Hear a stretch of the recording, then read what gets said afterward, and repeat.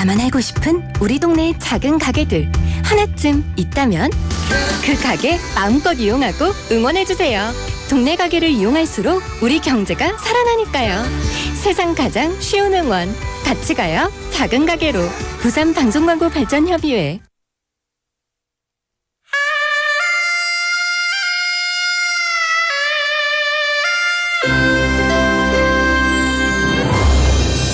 The time is now 7 o'clock.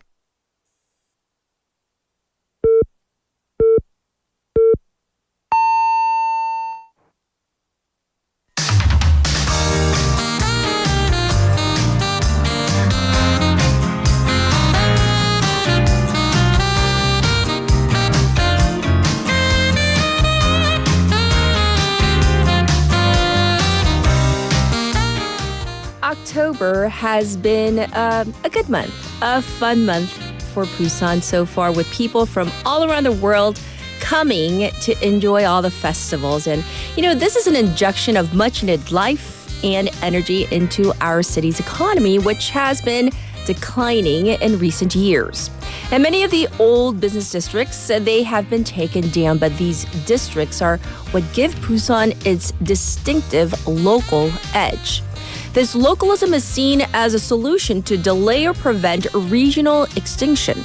And that means preserving the treasure trove of unique neighborhoods in Busan. I'm Catherine. This is Morning Wave in Busan on Tuesday, October 8th on BEFM, 부산 영어 방송.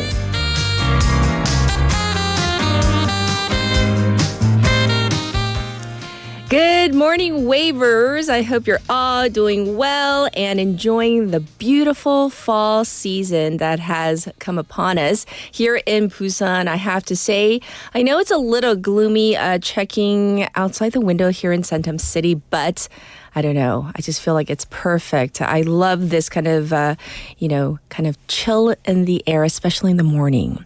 And as one famous film director said, what's the most Korean, is the most global, 가장 한국적인 것이 세계적인 것이다. And that sentiment, I think, rings true in so many aspects, including neighborhoods. So you may have noticed this, an establishment or a district kind of shuts down, and it could be a supermarket, a 대형마트, or maybe a restaurant or housing or something else. And after they are demolished and the area cleared, what happens? So we see these new construction projects that set in, and more often than not, they happen to be apartment complexes. So this leads to, skylines and then neighborhoods across the country looking more or less the same, which diminishes the city's kind of unique landscape. And this regional imbalance, yes, this applies even to the local kind of uniqueness. So according to a Yonsei University study, there are over 200 alley-based districts. So we'll call them 골목 상권. So these very unique local districts, with about a third of them being in Seoul. And these also tend to be really popular hotspots, bringing tourists and helping the local businesses. But in Busan, there are only seven such spots.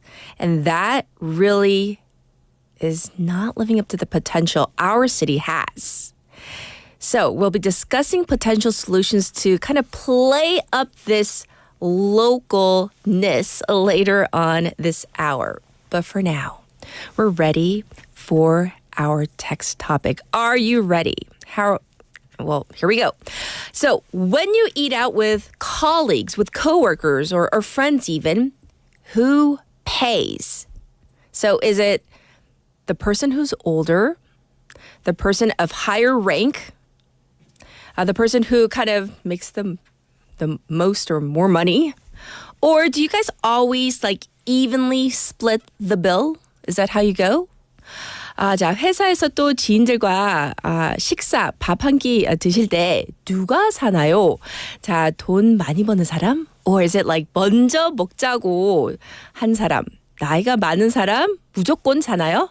아니면 요즘에 n분의 1이라고 하잖아요. Do you guys always split the bill? So how does it go? How do you kind of divvy up the bill? Or maybe just do you take turns? Oh, so tell me about the way your eating habits in terms of paying. Who pays? You can send in your messages to BFM's live stream, live chat on YouTube. And you can search for our channel by typing in BEFM, 부산 영어 방송, on YouTube. And you can subscribe, you can log in, and then chat away with our other wavers who are very lively already this morning. Also, on your phone, pound 9050. That's going to cost you 101. You can also reach me for free on our Kakao Talk channel. Same thing. Search for BEFM or 부산 영어 방송, and you can send in your messages. Also send in photos if you want to. And I do always try to reply to you personally as well. And you can listen to us on the radio, 90.5, 103.3 FM. Also, like I just said, we are streaming live right now on YouTube. You can also watch again on that platform at your leisure. We also have the Patbang app that's also available for your convenience. Looking ahead to our morning together. It's Tuesday, so we have Andrew coming in with Sports Insider. We have Bonnie with The Health for our special interview. This is so important. I know many of you, me included, we love music. We have so many song requests, do we not, every morning? And the question is this: is blasting that music bad for us? Is music, whether at a really high volume or just listening to music too much, could it be detrimental to us? Let's find out in hour number 2 with our expert. And I'll be back with today's headlines.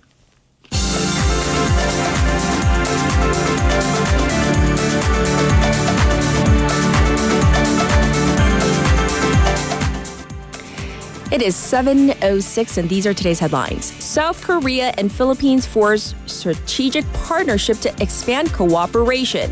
President Yoon Suk-yeol and President of the Philippines, Ferdinand Marcos Jr., agreed Monday local time to forge a strategic partnership between the two countries to enhance cooperation in security, economy, energy, and other areas.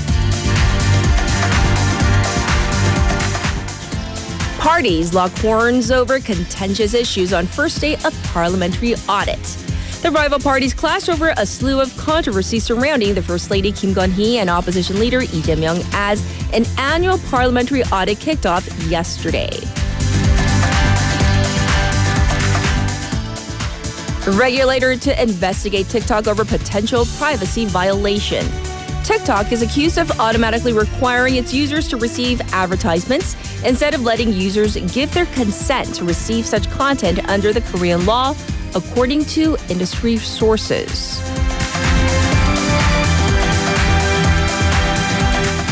Hamas, Houthis, and Hezbollah launched joint strikes as Netanyahu vows to continue fighting.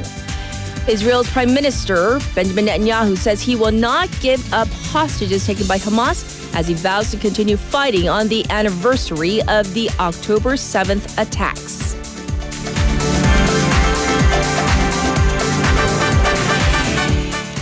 Nobel Prize in Medicine goes to microRNA researchers. The Nobel Prize in Physiology or Medicine 2024 has been awarded to 2 U.S. scientists, Victor Ambrose and Gary Ruvko, for their work on tiny RNA molecules. And these are today's headlines.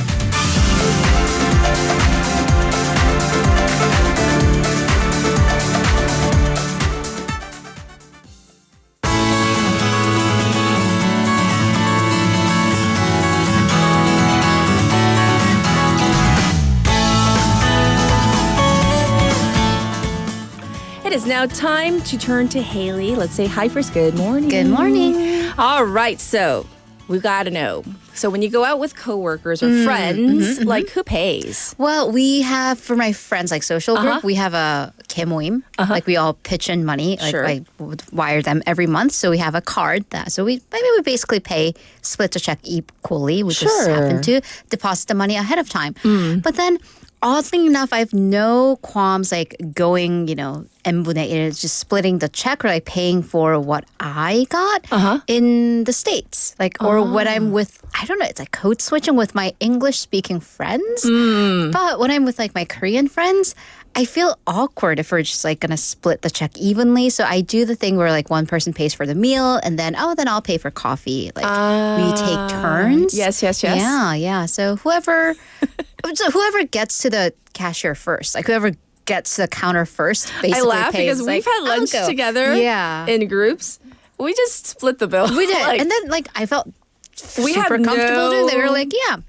Like you We're go like- up and pay first and then I'll pay later. yeah. And then we're like, yeah, get your thing and I'll get mine. And then- I don't know, when I'm with like Korean speaking friends, I feel so awkward, Awkward like doing that? so Yeah. like 정없어 doing that. It's I don't know.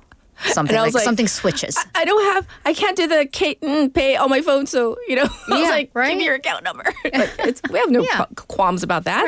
Right. All right. So we're going to dive into our Busan updates. First, we've talked about how the changes in ocean temperatures have changed the ecosystem around the seas of Busan. But the city's fisheries industry is facing a looming crisis because of this. Right. So the situation is particularly bad for the larger fishing vessels because they cannot afford the cost amid this low catch. Yes. So the Fishers Cooperative for Large Fishing Vessels, they conducted a survey on the companies that wish to cut down on the number of ships or their operations. And 18 of these huge vessels in Busan said that they were willing to or they're looking to cut down on their operations. Okay. So when we say large fishing vessels, we're talking huge, between 60 and 140 ton. And they mostly focus on the popular species. And their collective production came to 294 billion won last year. So it's Sure. a huge industry. But the cooperative said that the number of people or the number of companies that wish to cut down on their production, that is the first time that they've seen such a high number in this regard.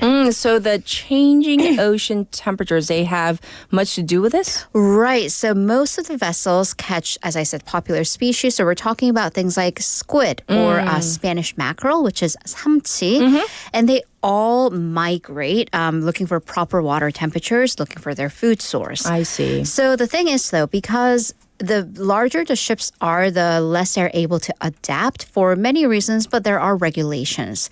So these ships are restricted to these same waters to fish in the same area. And these waters were set by the laws about 70 years ago. I see. A lot has changed in the ecosystem. So although their supply, the fish are moving, they can't go after them.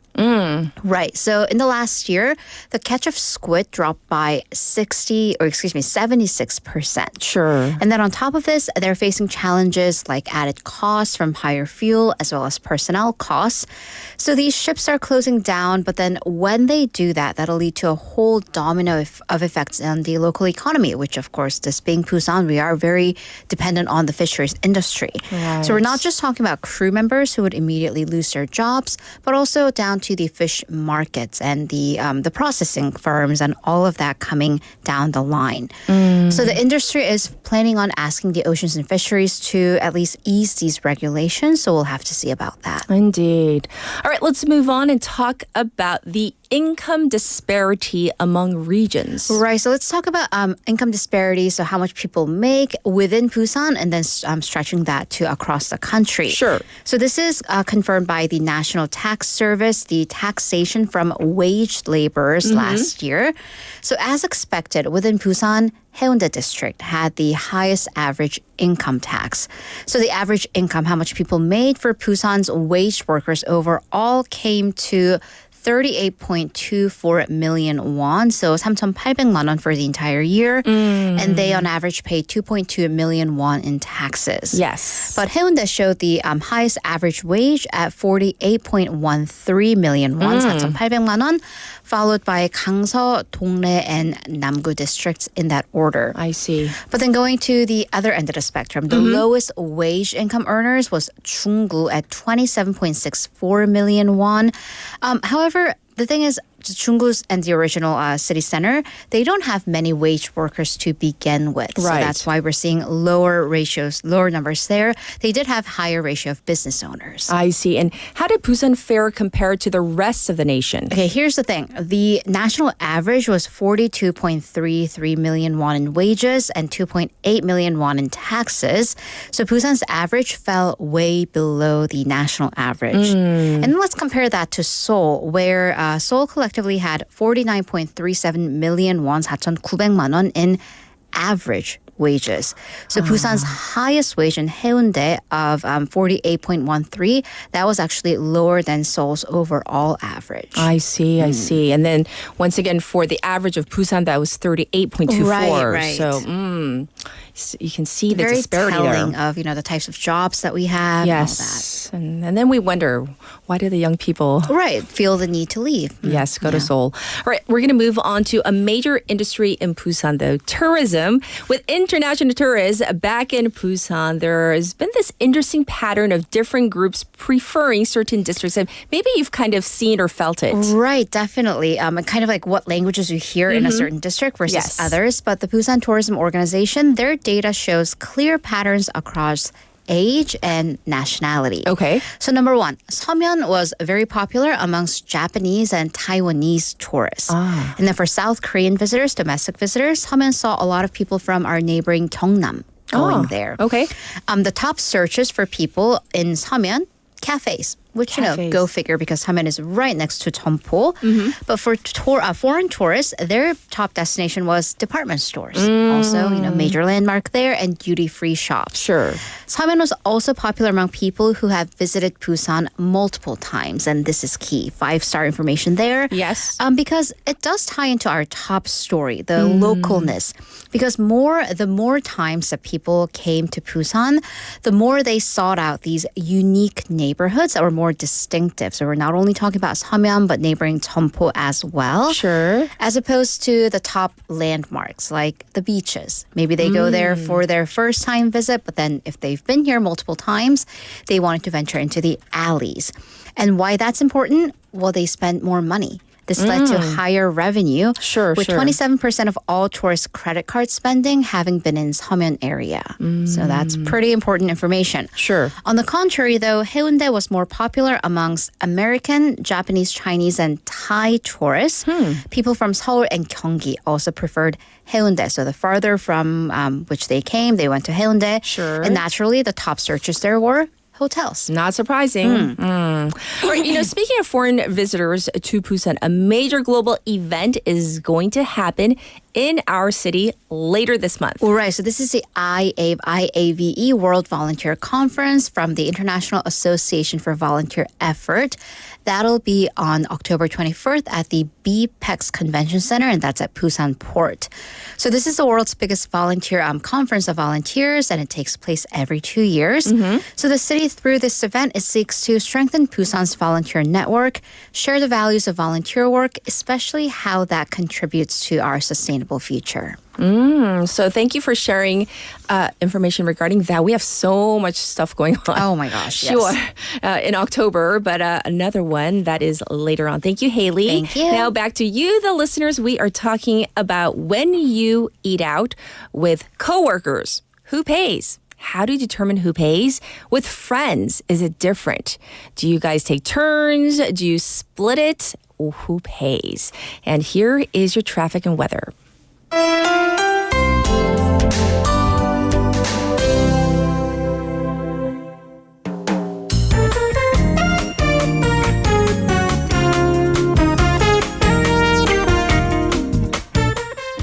It is now 7:18. Here's your traffic report. There is an accident on Nakdong-Bukro from Gupo-Daegu intersection to Gupo Bridge. Apparently, there's a 2-car collision on the bridge itself, so please be aware of this area. There is congestion on Dongso Overpass from Hwangryong Ramp to the Old Kegum Tollgate. It's also looking slow on Beonyeonglo going away from the city right around the Wondong Ramp. Also congestion building on Gwanmun-daero from Pangnam Tunnel to Baekyang Tunnel. As for the weather, it's currently 17 degrees Celsius. It's partially cloudy. The daytime high will go up to 25 today. and there's a chance of light rain in the afternoon and evening, so you might want to pack a small umbrella. Today happens to be Hanno, one of the 24 solar cycles where cold dew starts to appear in the morning from the chilly temperatures. And true to this, we are seeing cooler morning temperatures across the country. Clouds are expected to roll in nationwide, with the West Coast and Jeju seeing more rain this morning. This was your traffic and weather.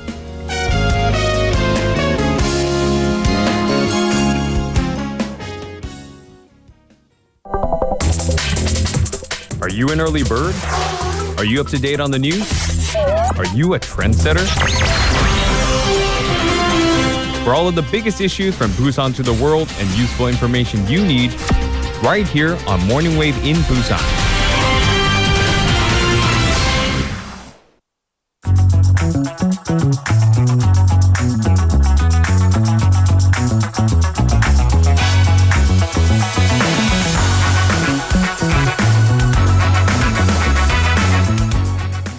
It is now time for News Digest. We're going to dive into our first story with Haley. So yesterday was the first day of the parliamentary inspection of the government. So let's go through some of the major talking points. Right, so we're going to talk about the 국감 that's going on. The audit began as the rival parties, they've been locked in months of this political, debate, debacle, strife since the beginning of the assembly back in May with the Democratic Party. So a little bit of backdrop of what's been happening. They've unilaterally pushed through contentious bills, including the ones calling for special counsel into allegations surrounding the First Lady. So now for what happened yesterday and what will happen for the next 20 or so days, the audit or the inspection took place over 10 standing committees, including yesterday the Legislative and Judiciary Committee, which is Popsawi, the Culture Committee, and the Science Committee. But essentially, the common underlying theme was basically Lee Jae-myung versus Kim Gon-hee. And at the Legislative and Judiciary Committee, the parties were torn over the DP, Democratic Party's chair, Lee Jae-myung's various scandals, including the high-profile property development corruption scandal, with the ruling People Power Party calling for a speedy trial of his alleged election law violations as well. And on top of that, he faces 4 court trials currently, including his involvement in the unauthorized transfer of $8 million to North Korea and over alleged development project-related bribery and perjury. I see, yes. And so all this going on, but there were spats over the First Lady as well. Right. So the second part of the political debate is, of course, surrounding First Lady Kim Gon-hee. And this was particularly heavy at the Culture Committee's hearings. Yes. Specifically, the Democratic Party took issue with Kim's attendance at a Korean traditional music concert because allegedly that was performed only to a small group of people last October. But the opposition is claiming that she attended it and her attending this is privilege or preferential treatment. The DP also accused the First Lady of having been potentially involved in the expansion of the presidential residence in Hannam-dong, or at least the construction process of it, and how many contractors that won the bid that were involved went through not a bidding process that is usually involved in public construction, but what seemed to be a preferential selection process. So we can definitely expect to see more of this happen through November 1st is when the parliamentary inspection is expected to end. I see. So we still have a few more weeks to go on that one. All right, moving on. Certain professions are socially held in high regard with the expectation that, they lead to higher income. But apparently that may not be the case. Right. So in Korean, we call them 전문직, or like very colloquially, like 사자, like it ends in 사. Yes. Like 의사, 변호사, 변리사. So specialized professions, the ones where you need to have a license, and that license takes years of studying and exams. So we're talking lawyers, doctors, accountants. These professions are respected and therefore highly coveted. And the expectation is that you get a higher paycheck. But that's really not the case. And apparently, wealth polarization is steep even within these professions. Okay. So let's look at specific professions. Lawyers and accountants, where top 10% of the earners basically took over 80% of the entire profit. in the Oh. entire market. Right. Okay. So this is based on the National Tax Service, their value-added tax data. And by the way, doctors do not pay the VAT tax, so they're excluded. So attorneys, 변호사, they collectively earned 9 trillion won as the entire profession group. But 905 attorneys and law firms made 77% of that entire amount. So we're talking Right. about the high power. The very high power taking the vast majority. And Yes. the bottom 20% of lawyers didn't even earn 4 million won per month. So if we're talking lawyers who are not even making 400만 원 per month. and that's something to laugh at, but considering how much they pay for school and law the school's hours. expensive and the hours. Yes. By the way, there were almost 700 cases with zero income reported. Sure, I mean, sure. that could be other reasons. Similar case with accountants. The top 10% of accountants made, and accounting firms, made over almost 80% of the entire market profit. Yes. Also, a case with architects and certified appraisers. That's 감정평가사 in Korean. Interestingly, though, when it came to just sheer income, it wasn't attorneys or accountants, but patent attorneys, 변리사, who have been consistently been in the top earning income bracket. Interesting. Yeah. Okay, 변리사. Yeah. Now we know. Now we know. I mean, this is just, I mean, you know, we're not making any career changes, but I'm just it's saying. too late for that's us, just, but, you know, It's never anybody out too there. late, but I don't want to. For me, it is. The Korean's too difficult. All right, we're going to now turn to business owners. But these are underage business owners? I'm speaking of people who make ridiculous amounts of money, but maybe not qualified to do so. So in the past Okay. 5 years, Yes. there have been 20 kids, teenagers, whose names are on business deeds. So they are business owners, but Okay. they earned over 100 million won, 1억 won annually. Yeah, I know. I'm like, okay. Well, this is based on the National Health Insurance Corporation's data. So that data said that as of August of last year, there were 360 underage business owners that were registered in the country who paid health insurance. That's how we know. And that's how we know how much money they made. Sure. Most of them made under 50 million won in reported earnings, but there were 20 that made over 100 million won, including some child, toddler, under the age of 5. So this not even 5-year-old made over 1억 won per year. Interesting. Geographically, these rich children were mostly in Seoul, followed by Gyeonggi, Incheon. There were 18 such minors in Busan. Let's give them the benefit of the doubt. Maybe some are genius teenage entrepreneurs, but they're mostly suspected to be cases of tax. Well, not fraud, but tax circumvention for rich parents or grandparents to pass down their wealth without having to pay the inheritance tax.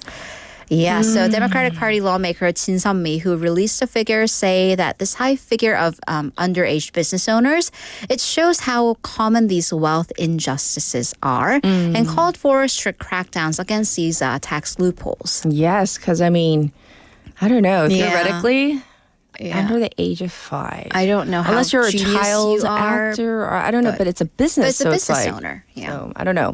All right. Lastly, the U.S. is bracing for another hurricane as it tries to recover from Helene. So this is a new one. Right. So Helene was last week's news. Yes. Now it's Hurricane Milton, and it is barreling towards the Gulf Coast and parts of Florida. They're already under a state of emergency. Yes. So Milton has been growing rapidly in strength. So when I first started writing the script yesterday afternoon, it was Category 1. The U.S. classifies hurricanes into 5 categories, Right. 1 being the lowest, 5 being the highest.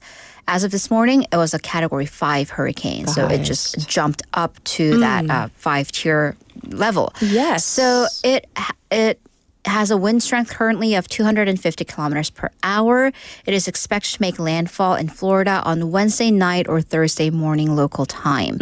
So the U.S. National Hurricane Center warned that Milton could pose life-threatening hazards for Florida's west coast.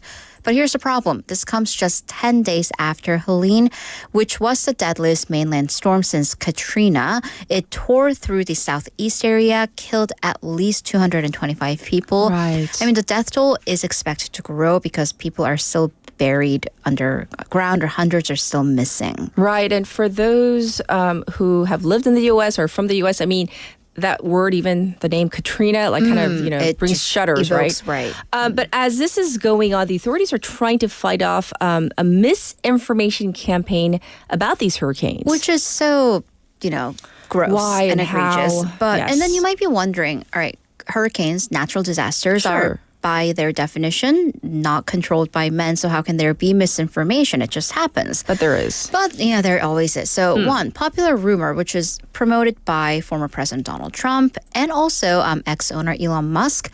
Well, this rumor suggests that the federal government is basically not spending money where they're supposed to. They're taking money that's supposed to go to Helene relief efforts to, baselessly, please keep in mind this is all false, to help illegal immigrants was the wording. Right.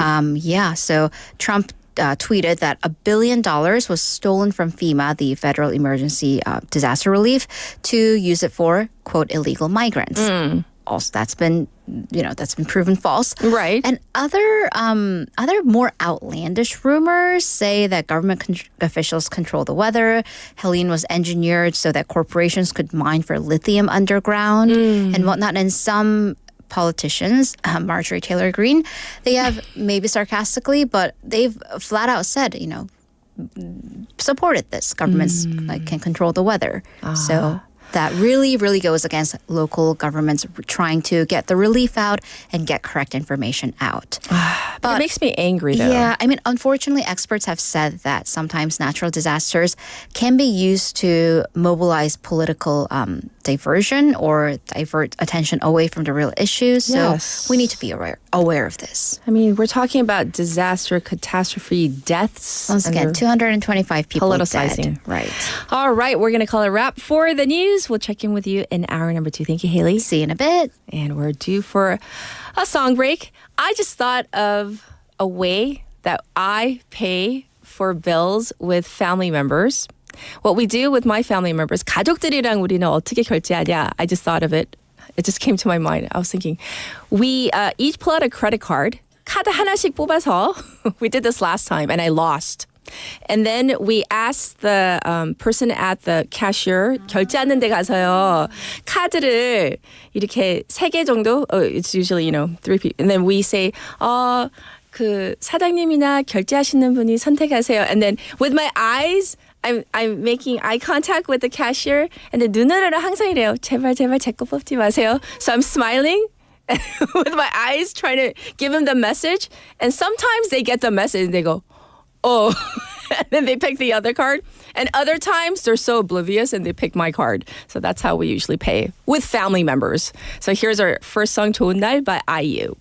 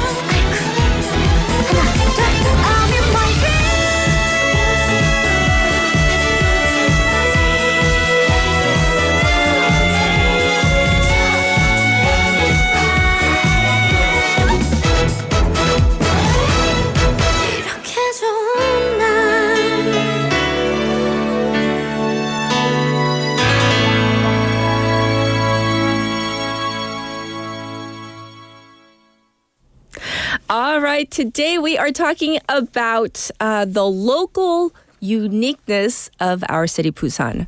Our city's so beautiful, is it not?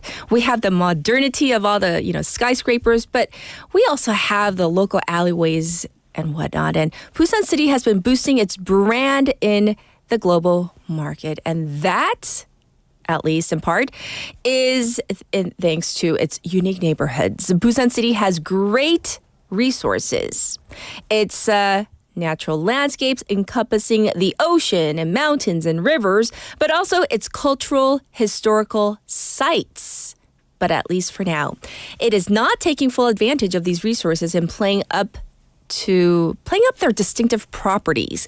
And while these efforts have been in place, they usually wind up copying each other, as evidenced by this something Momo Li Dangil.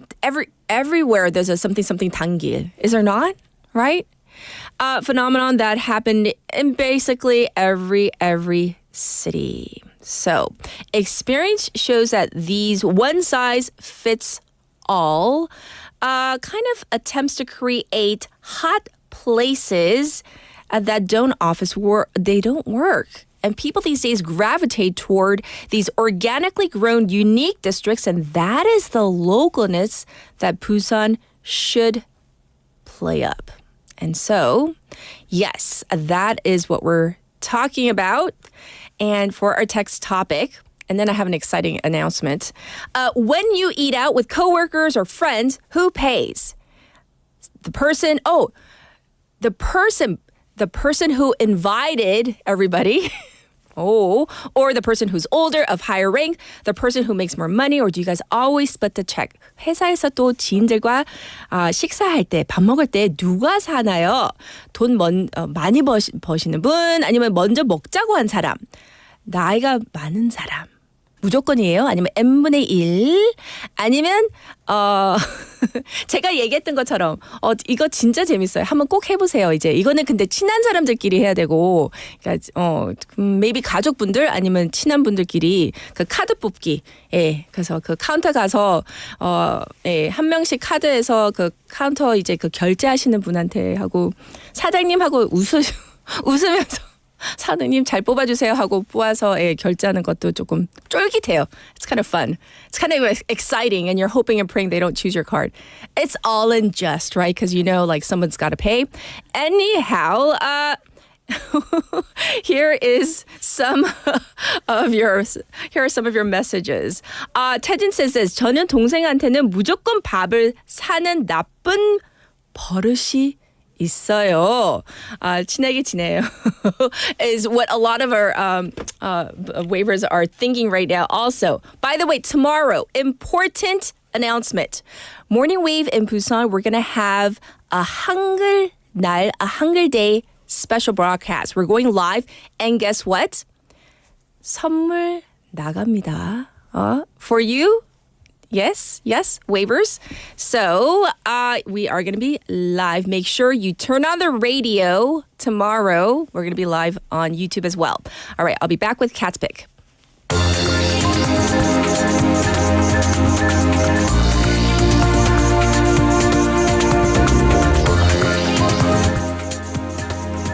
For today's Cat's Pick, listen up, all the parents out there.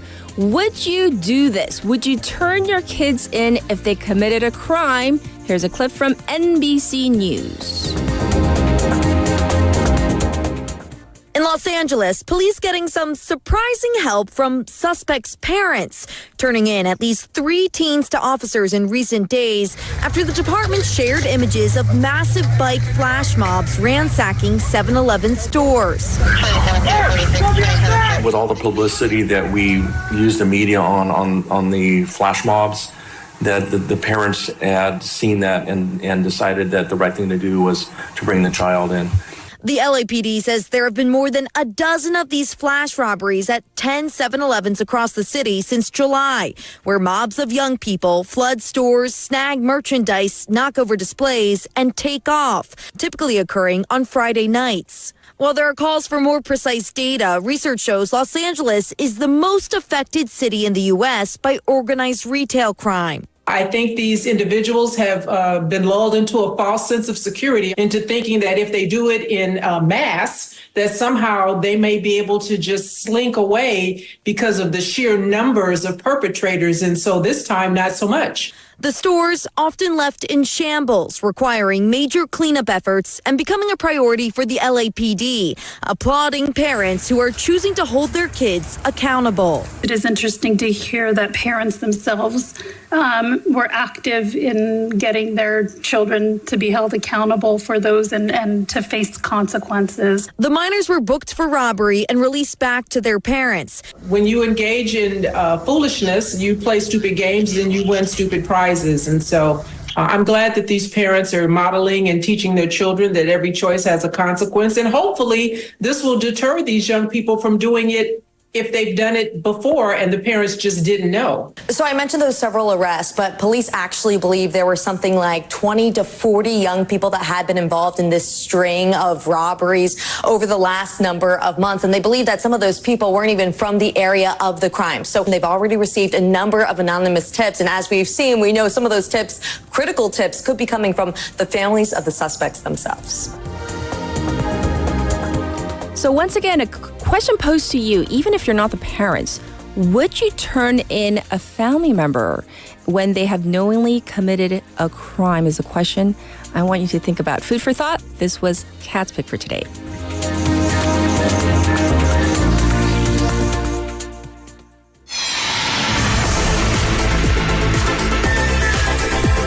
Stay tuned. You're listening to Morning Wave in Busan.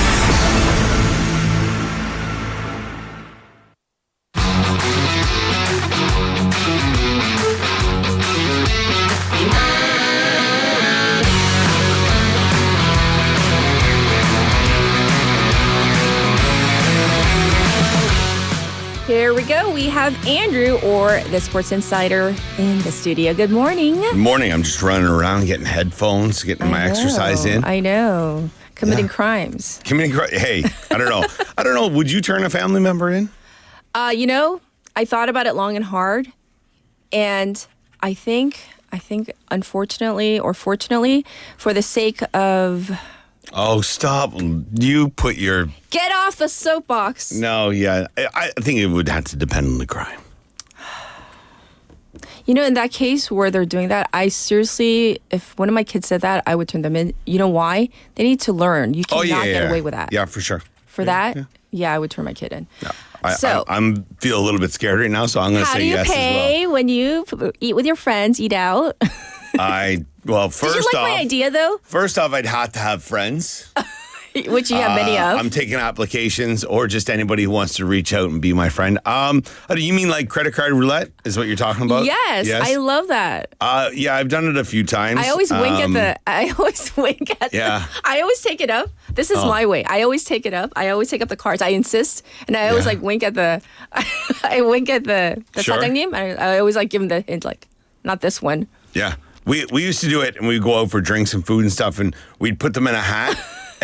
But we realized there was one of our buddies who was never being picked, and when he put them in the hat, he would tuck his card up under the hat thing, and when he was holding the hat, it would never get caught. And then one time, the server went like this and was like, "Oh, what's this?" And he's like, "Oh," and it was his.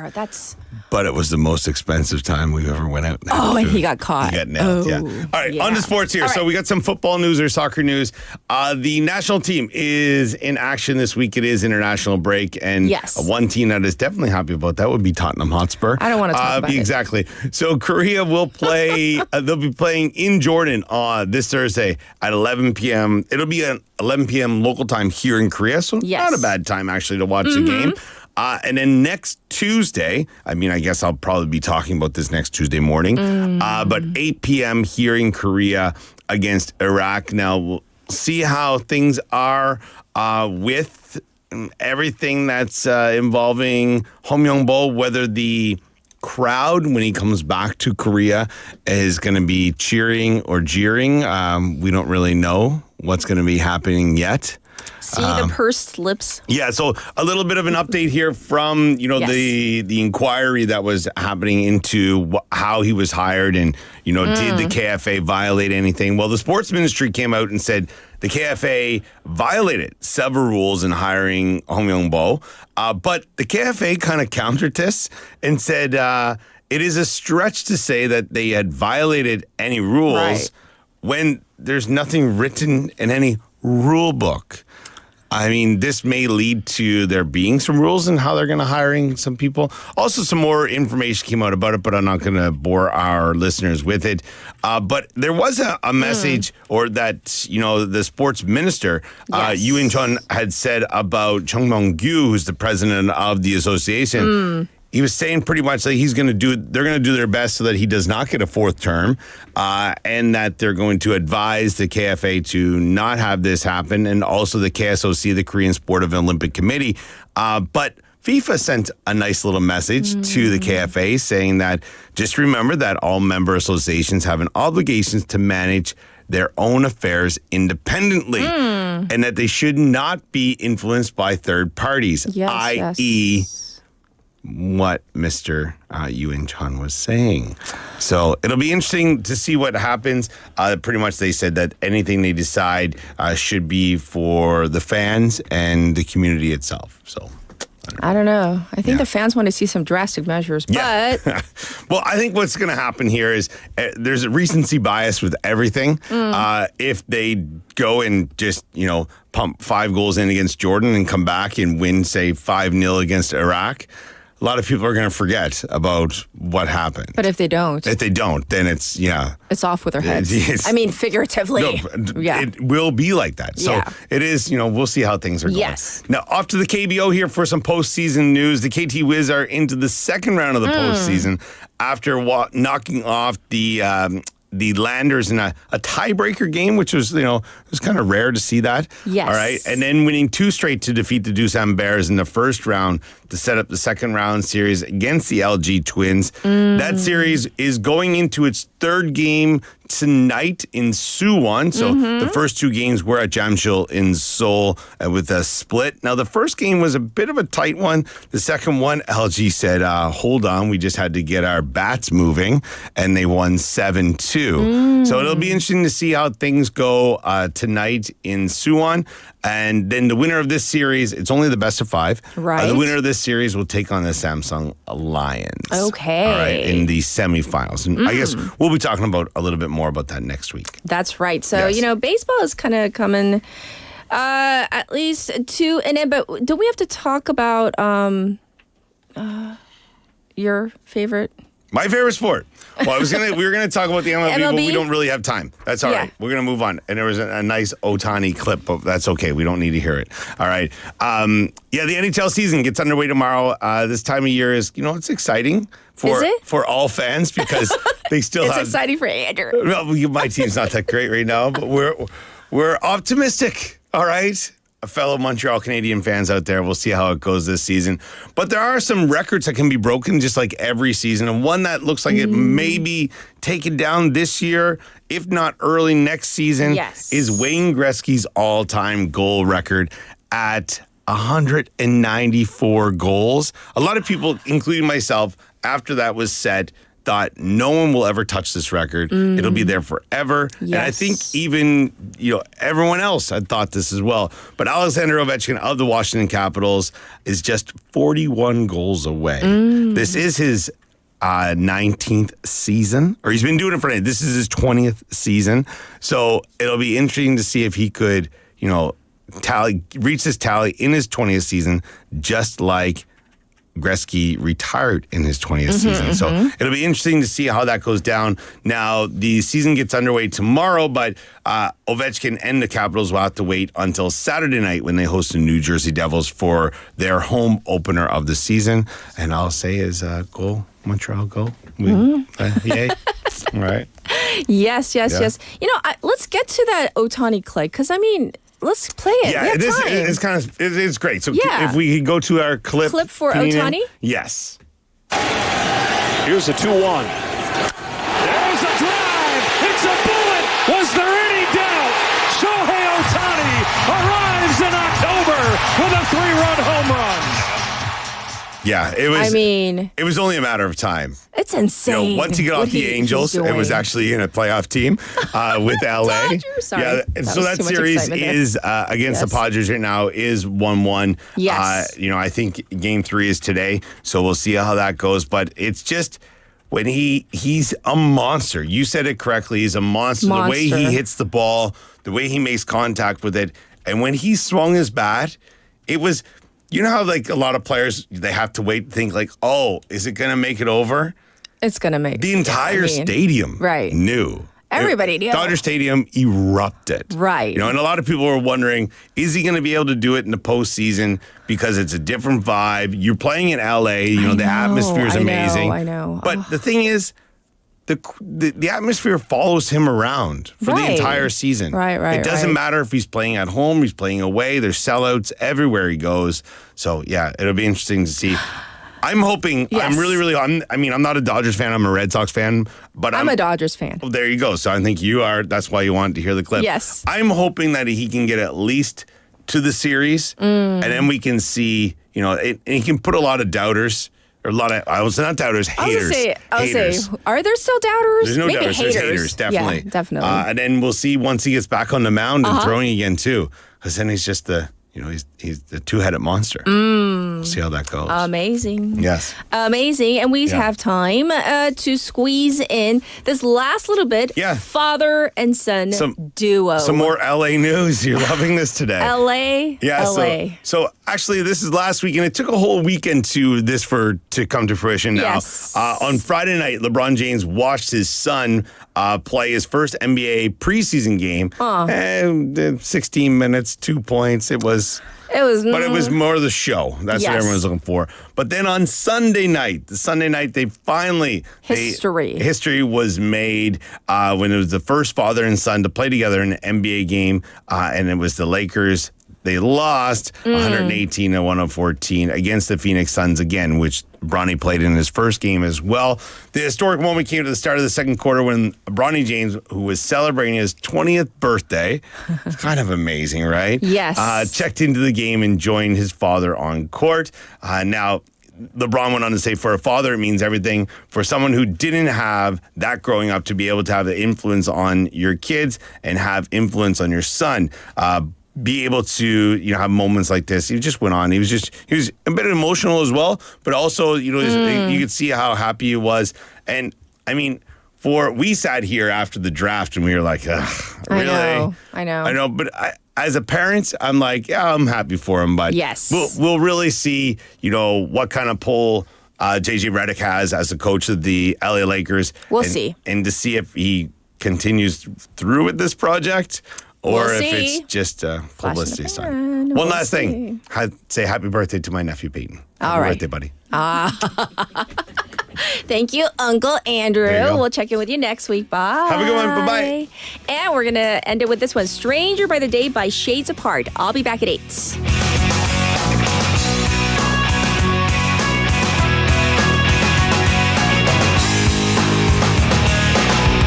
Snow is falling from the sky in the middle of July.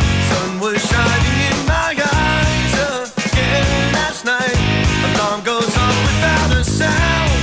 The silence is so loud. Something isn't right. Footsteps echo down the hall. No one's there at all. Dial your number, but your voice says everything is inside out. I don't know what it's about. It keeps getting stranger by the day, yeah. Stranger by the day, yeah. It keeps getting stranger by the day. Stranger by the day, yeah. Going for a walk outside to see what I can find. No reflections in the windows I pass by. It feels hotter in the shade. Water runs up from the drain. Something's going on. Conversations with the mind, standing by the blind. Imagination must be working overtime.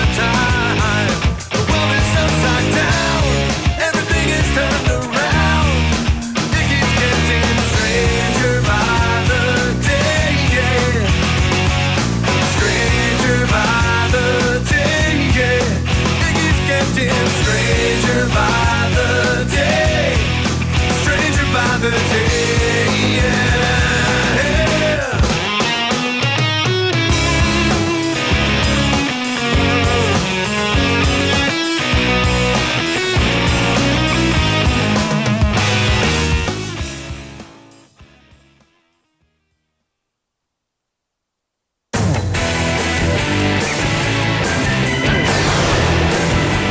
Your Bridge to the World.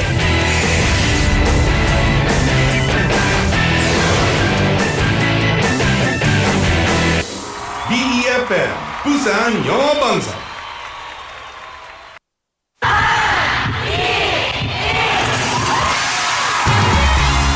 부산의 축제 어디까지 즐겨보셨나요?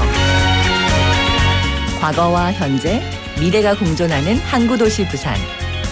이곳 부산은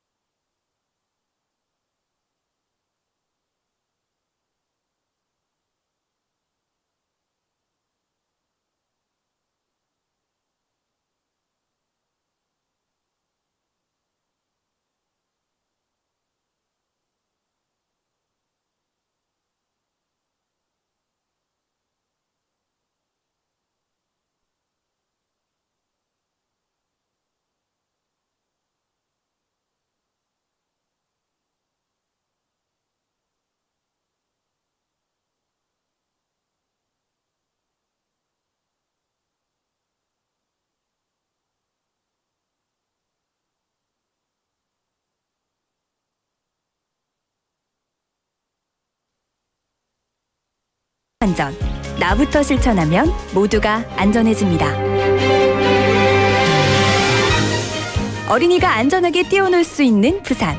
아이 키우기 좋은 도시는 우리 모두의 미래이자 희망입니다. 이 캠페인은 어린이가 안전한 부산을 만드는 은행, B&K 부산은행과 함께합니다.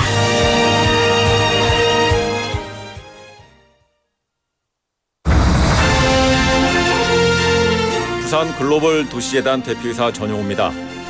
부산은 대한민국의 굳건한 성장 동력으로서 물류, 금융, 영상, 관광, 문화, 디지털 첨단 산업의 중심지인 글로벌 허브 도시로 나아가고 있습니다. 이를 위해 부산 글로벌 도시재단은 부산을 대표하는 도시 외교의 플랫폼을 지향합니다.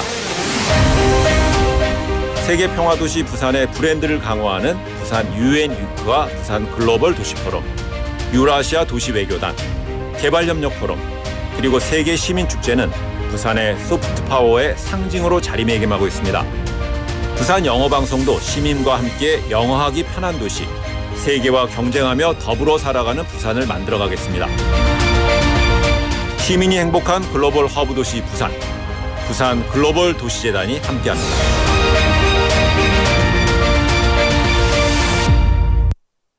지금 방송 광고라는 부메랑을 던져보세요. 소비자를 향해 정확히 날아가는 광고, 힘차게 돌아가는 경제.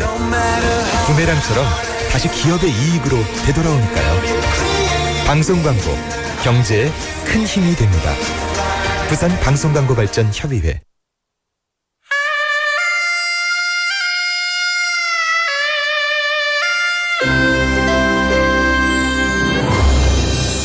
The time is now 8 o'clock.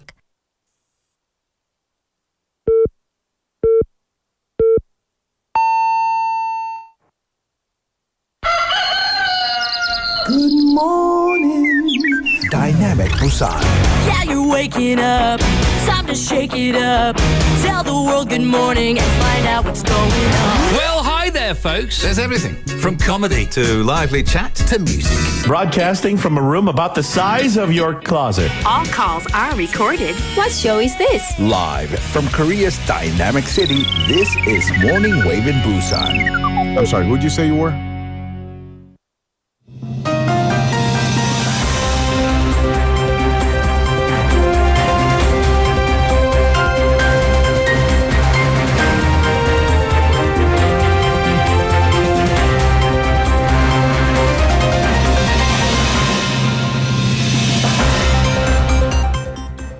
It is now 8 o'clock, and this is News Highlights. South Korea and Philippines forge strategic partnership to expand cooperation. President Yoon Suk-yeol and Philippine President Ferdinand Marcos Jr. agreed Monday local time to forge a strategic partnership between the two countries to enhance cooperation in security, economy, energy, and other areas. As a part of this trip, the Finance Ministry signed a deal to provide $2 billion in assistance to the Philippines to support major infrastructure projects.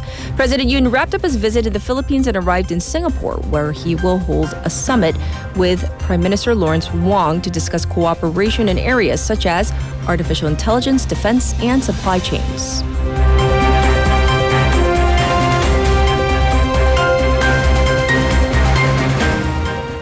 Parties lock horns over contentious issues on first day of parliamentary audit. The rival parties clashed over a slew of controversies surrounding the First Lady Kim Gun-hee and opposition leader Lee Jae-myung as an annual parliamentary audit kicked off yesterday.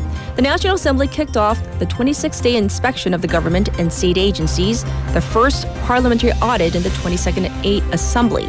A total of 802 government ministries and agencies are subject to this year's inspection, overseen by the Assembly's 17 standing committees.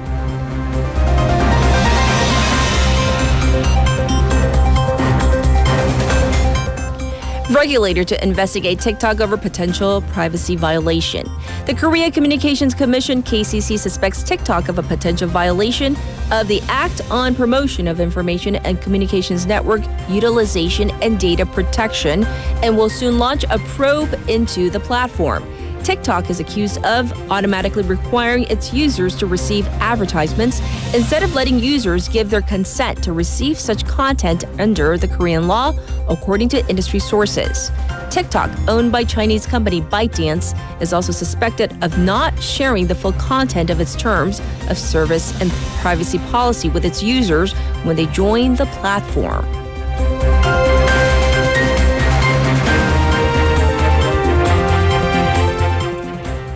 Hamas, Houthis, and Hezbollah launch joint strikes as Netanyahu vows to continue fighting. Axis of resistance groups Hamas, Houthis, and Hezbollah have collectively launched airstrikes into Israel, triggering airstrike warnings across the country as people gather to mourn the October 7th anniversary.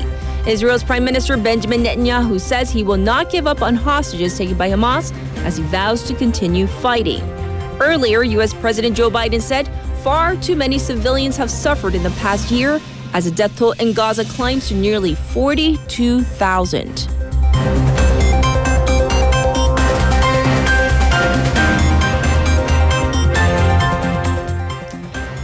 Nobel Prize in Medicine goes to microRNA researchers. The Nobel Prize in Physiology or Medicine 2024 has been awarded to two scientists for their work on tiny RNA molecules that help cells control which proteins they produce. Victor Ambrose of the University of Massachusetts Medical School and Gary Ruvkun of Harvard Medical School and Massachusetts General Hospital have been awarded the prize for the discovery of microRNA and its role in post-transcriptional gene regulation. The winners will equally share a prize of 11 million Swedish kroner presented by the Nobel Assembly in Stockholm, Sweden. And this was News Highlights.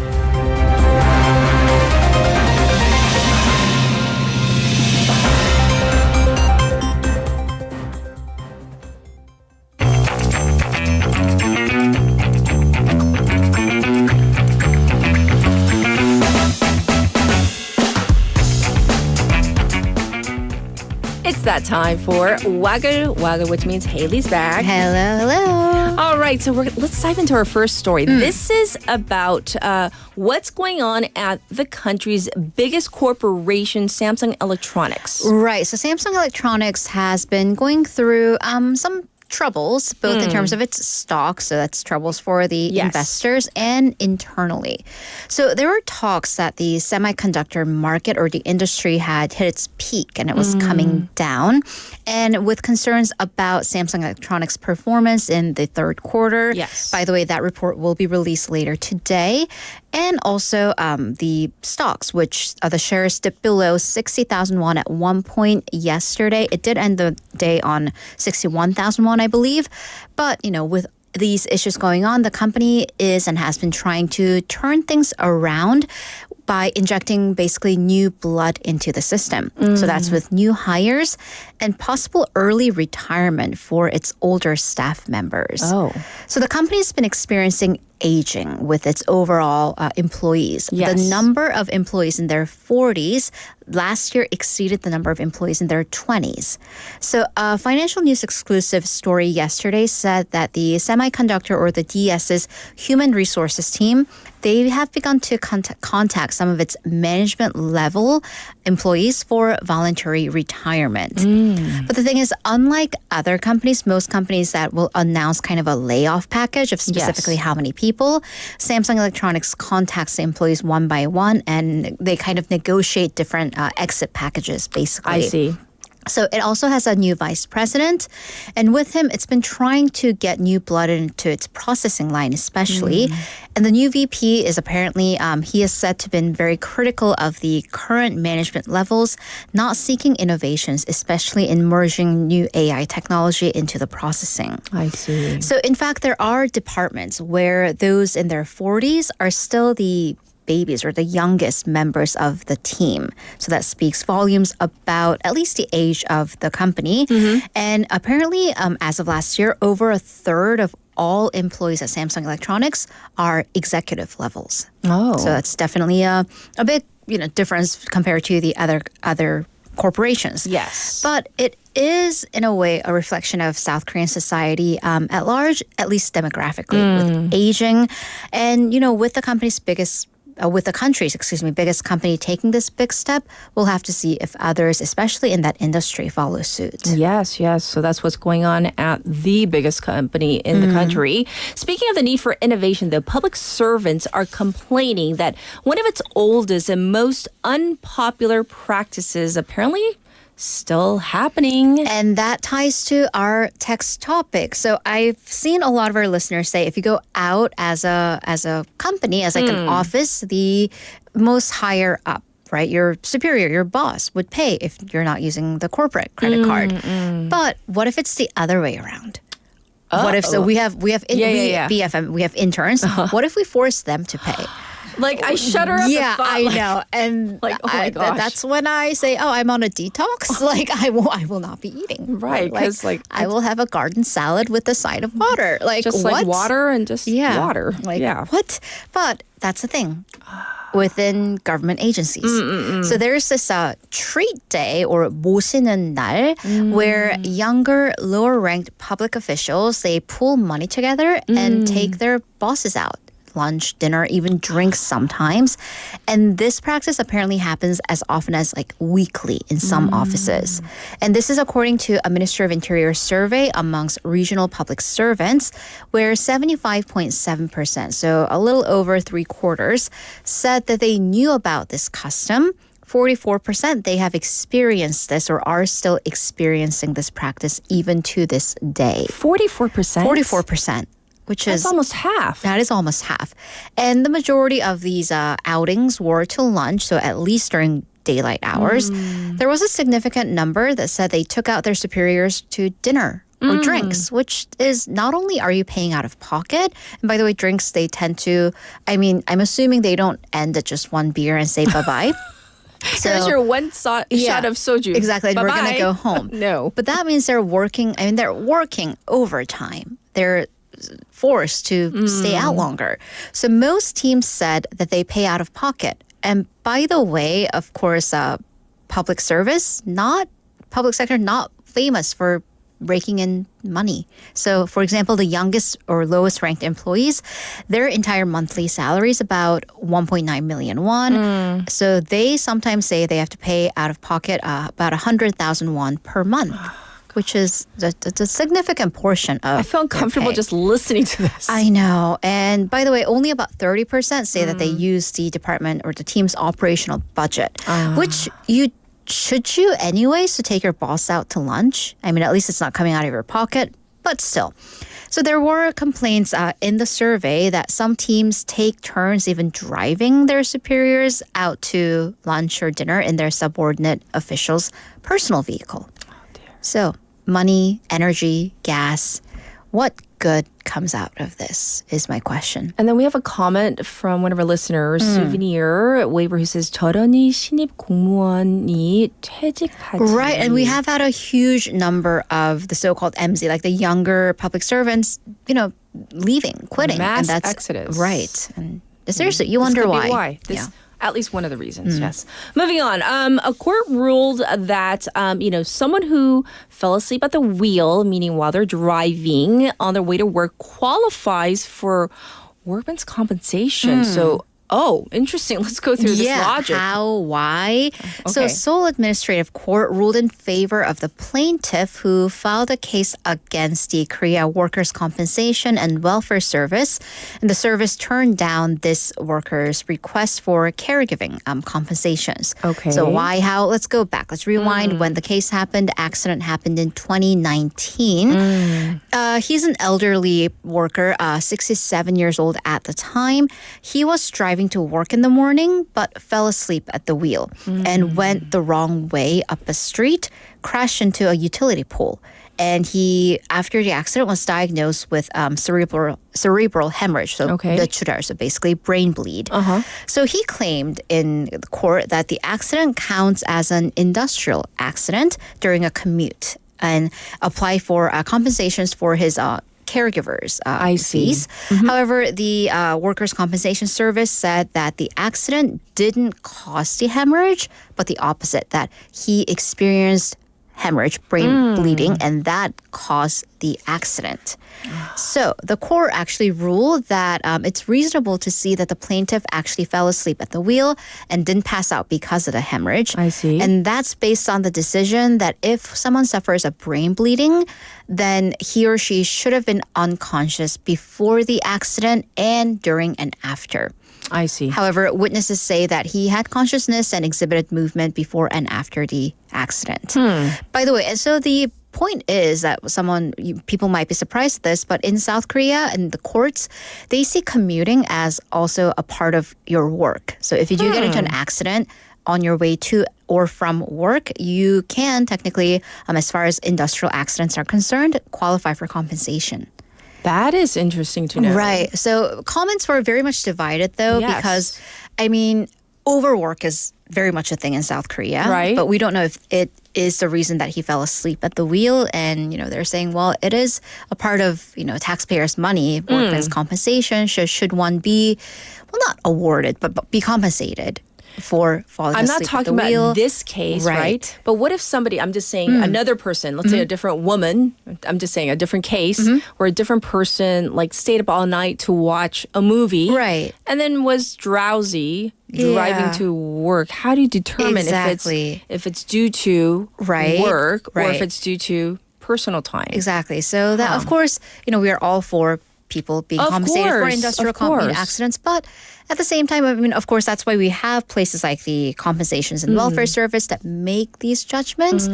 But yeah, you're Interesting. right. It is an interesting case. Okay. Yes.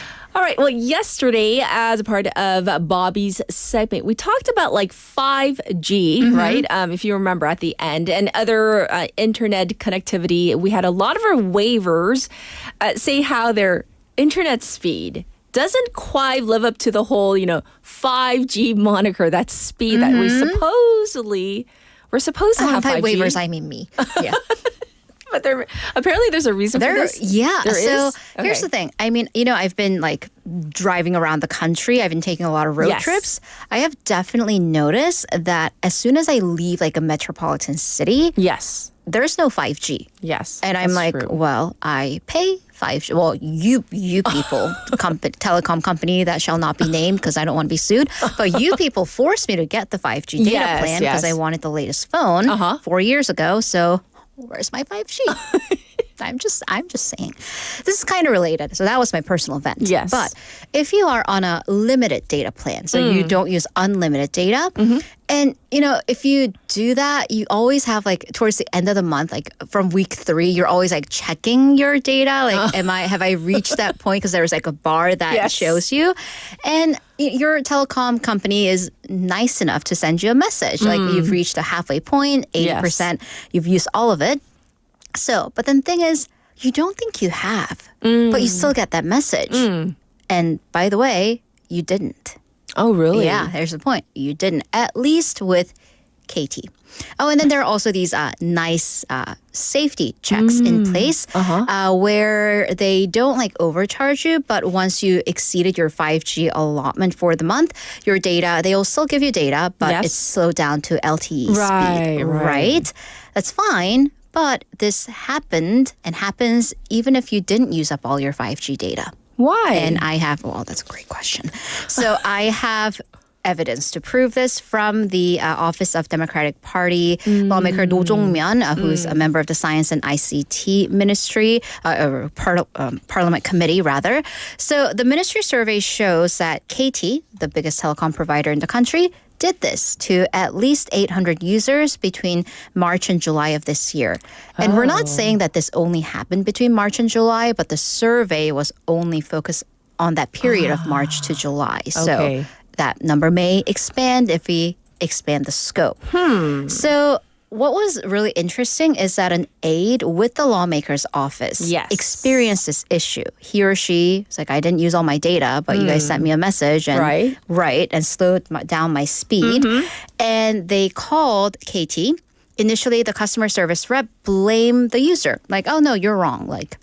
And then when they inquired this further, they never gave the user a concrete solution or answer. So upon this being revealed, KT said that they'll give a 5,000 won discount to the victims, to the 826 users on their next month's bill. But I mean, number one, that 5,000 won for, well, how many months have you been doing this? And also, this is only for some 800 users whose case has been found via this process. Right. So in any case, the lawmaker's office said that the KT's initial response really hurts consumer trust and raises serious questions about the ethics of, the corporation, but maybe even the entire industry. So how far does this go? How long have they been doing this? Yeah. Interesting. Right. Not in a good way interesting. Not in a good way at all. Well, thank you for pointing this out and following up on a very interesting discussion from yesterday. We'll check in with you tomorrow. We are live tomorrow. And we have lots of, it's a special tomorrow. Hangul Day special. By the way, our number one, I'm going to be on constantly. Yes. Yes. So. And we have gifts galore. What those gifts are, you're gonna have to, 선물이 뭔지 궁금하시면요. 너무 크게 기대는 하시지 말고. 왠지 알아요? 우리가 선물이에요. 그래서 내일 I am wearing bow earrings. 근데 피디님 자꾸 왜 She's like, I think she has a cold. Yes. 내일 생방입니다. 그리고 네, 많이 참석해 주세요. So, bye Haley. See you tomorrow. Here's your updated traffic and weather.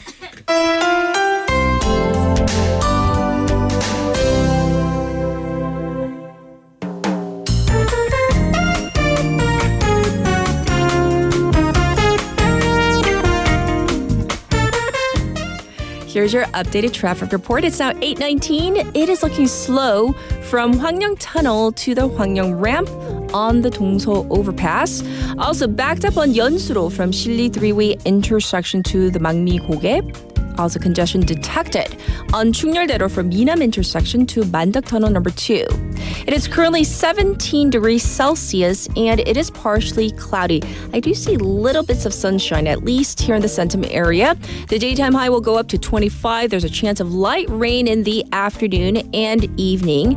Today is Hallo, one of the 24 solar cycles where cold dew starts to appear in the morning from the chilly temperatures. So true to this, we are definitely feeling the cooler temperatures in the morning across the country. Clouds are expected to roll in nationwide, especially with the western coast and Jeju seeing more rain this morning. This was your traffic and weather.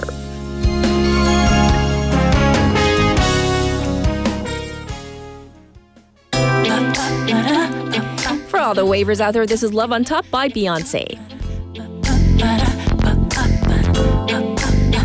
Bring the beat in.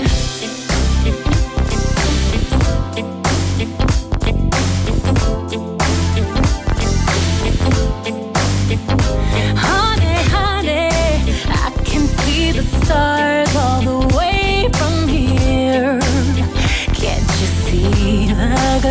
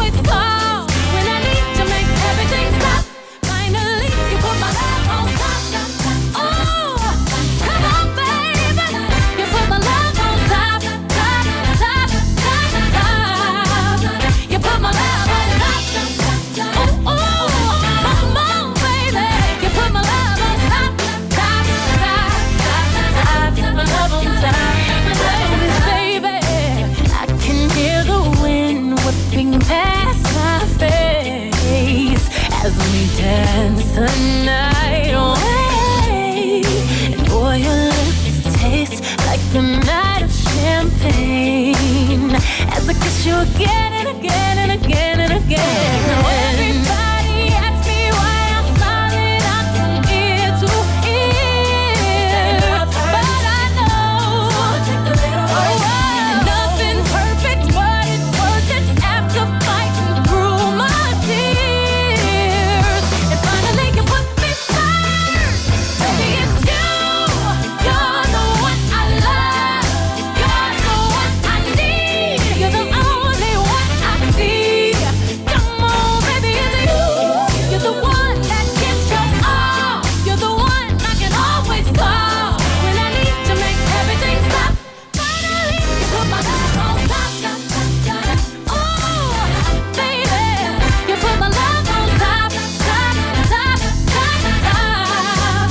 You put my love on top, top, top. Oh, oh, come on, baby, you put my love on top, top, top, top, top. My love on top. Baby, it's you. You're the one I love. You're the one I need. You're the only thing I see. Come on, baby, it's you. You're the one that gives your all. You're the one that always calls when I need you, baby. Everything stops. Finally, you put my love on top, baby. You're the one that I love, baby. You're all I need. You're the only one I see. Come on, baby, it's you. You're the one that gives your all. You're the one I always call when I need you. Everything stops. Finally, you put my love on top, baby. 'Cause you're the one that I love, baby. You're the one that I need. You're the only man I see. Baby, baby, it's you. You're the one that gives your all. You're the one that always calls when I need you. Everything stops. Finally, you put my love on top, baby. 'Cause you're the one that I love, baby. You're the one that I need. You're the only one I see. Baby, baby, it's you. You're the one that gives your all. You're the one that always calls when I need you. Everything stops. Welcome back, everybody. Oh, I got to read this message from Young in response to our text topic. And, you know, I have to say, Young, he's been joining us through our Kakao Talk board. I guess when he works, he can't join us through our NoTube channel. So he says, Good morning, Kat. 오늘은 세계 철새 날이라고 하네요. 철새들 여행 잘해. So poetic, like in the morning. So I really like reading his messages. And so I looked up, I was like, I was mumbling to myself. And I was saying, 철새가 뭐지? Like in English. And then like, so I was thinking in my head, I was thinking like, is it like migratory? And then like my producer, she's the cutest person ever. I wish I could show her on camera. I wish we had a mic on her. And she goes, immigration bird.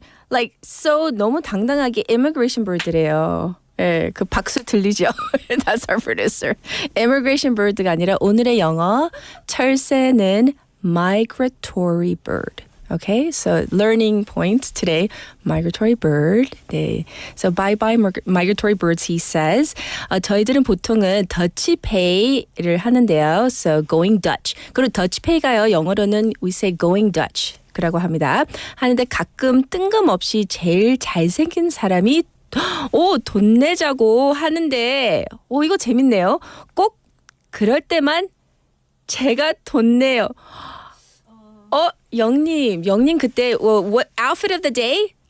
옷 차림은 봤는데 얼굴 제가 못 봤거든요. 그래서 I cannot say if you're good looking or not, but he claims 보통 때는 못생겼다고 놀리면서 I don't know. I'm sure you're very, very, very attractive, you know, as a person inside and out. But he says as a joke, jokingly, that when he pays with his friends, they say, the best looking person has to pay, and he ends up paying. So it's a joke. He's, you know, in fun.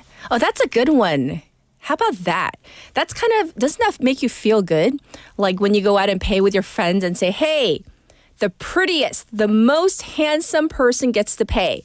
And you know what? It's you today. So what would you say to that? I think that's a good one. So maybe I'll try that next time with my family. Anyhow, we're going to get to our special interview. I'll be back in just a moment.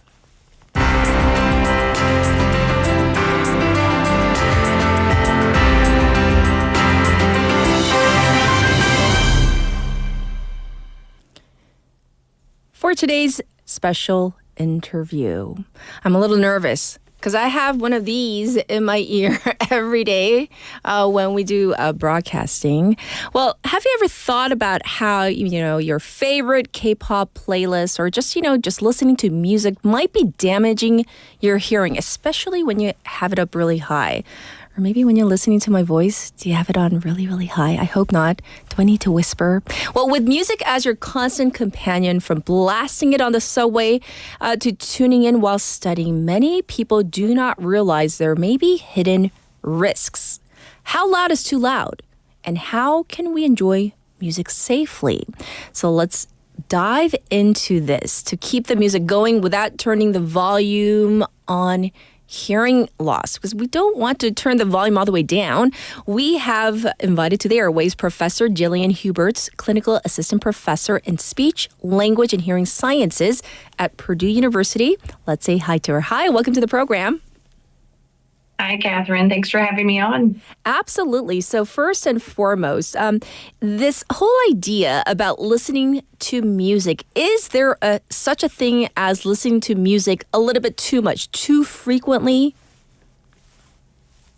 Yeah, so when you think about listening, it's not so much how often you're listening, but really what volume are you listening at? That's kind of the first thing that you need to figure out. Am I listening at my music or listening to my music at a safe listening volume? And if so, then you can enjoy your music all day long. It's when we start to get worried is when those listening levels get to be too high, and then we need to decrease the amount of time or decrease the overall volume of what you're listening to. I see. And so when we talk about music, Professor, the different types of music genres, whether it be classic versus rock versus K-pop, does the type of music affect our ears at all, or is it just purely just the volume? Yeah, so you might think with different genres of music, what first might come to mind when you think of an instrument that might damage hearing could be like the heavy percussion instruments, like a drum or an electric guitar. But oftentimes it truly is the overall volume. So the potential of damaging your hearing can happen across all music genres.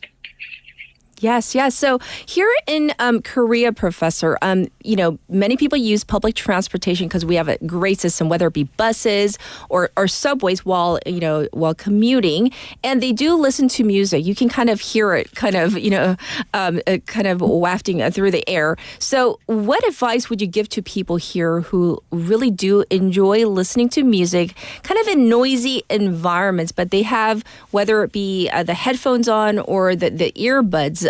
What would you say to people who really enjoy music, listening to music all day long? Yeah, so the best option is to use good quality noise canceling headphones or earbuds. They will help block out some of that surrounding sound so that you're able to listen to your music at a safer listening level. Some models of noise canceling headphones have an awareness or a transparency mode that will also allow you to have conversations with those around you when you're wanting to do that as well. But that's the best way, kind of speaking to you, having an in-ear monitor that helps to kind of keep the volume of the sound or music you're listening to at a safer level. Right. And so speaking of like the whole headphones versus, the earbuds, I have seen certain things like on social media, like tidbits or headlines about, how earbuds, if I guess that might also have to do with the volume, how if they're not used properly can be harmful to our ears. So is that true? Yeah, so what we're concerned about with the overall volume of sound is that when sound is too loud, it can damage those delicate inner ear structures. And then it can cause what we call noise-induced hearing loss.